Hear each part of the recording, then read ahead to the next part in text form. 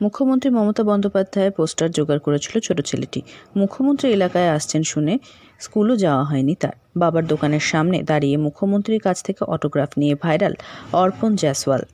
মঙ্গলবার বিকেলে বাবার দোকানের সামনে রাস্তায় দাঁড়িয়েছিল তৃতীয় শ্রেণীর ছাত্র অর্পণ।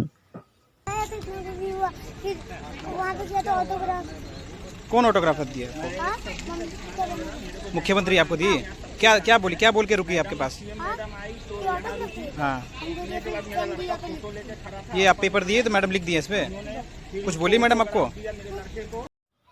তার হাতে মমতা বন্দ্যোপাধ্যায়ের ছবি আর মনে তার অটোগ্রাফ নেওয়ার ইচ্ছে। অপেক্ষা করতে করতেই দূর থেকে দেখল সে সাদা গাড়িটা আসছে, পিছনে আরও অনেক গাড়ি। এদিকে পুলিশও ততক্ষণে রাস্তার ধার থেকে ভিড় সরিয়ে দিচ্ছেন। খুদে মন তখনও জানে না তার ইচ্ছেটা এভাবেই পূরণ হয়ে যাবে।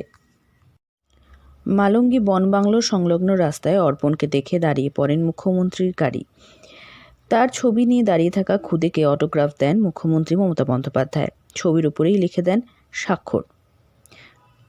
मेरे बच्चे ने फोटो लेके खड़ा था मैडम सीएम मैम का, तो मेरे लड़के ने जब हाथ दिखाया मैडम का गाड़ी रुका तो मेरे लड़के को मैडम ने बुला के ऑटोग्राफ दिया और साथ में उनसे पूछा कि कौन स्कूल में पढ़ते हो, क्या करते हो। तो मेरे बच्चे ने जवाब दिया कि मैं सेंट फ्रांसिस स्कूल हासीमारा में पढ़ाई करता हूँ, फिर क्लास 3 में। और मेरे बच्चे को जो गुरुद्वारा से जो प्रसाद मिला था वो भी मेरे बच्चे को दिया मैडम ने।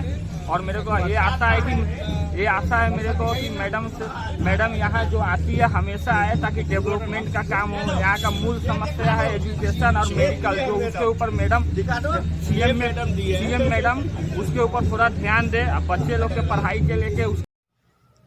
মুখ্যমন্ত্রীর অটোগ্রাফ পেয়ে খুশি অর্পণ ও তার পরিবারের সদস্যরা।